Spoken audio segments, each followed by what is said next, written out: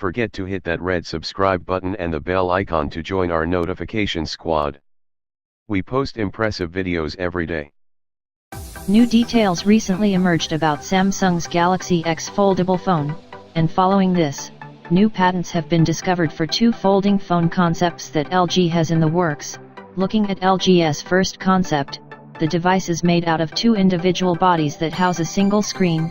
You get a full, tablet-like display when the phone is open, but when you close it, you end up with a very narrow candy bar shape.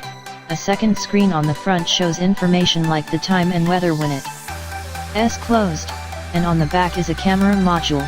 The second version is mostly the same, but a back panel moves to the side to reveal a small transparent section of the main display that is used for notifications, time,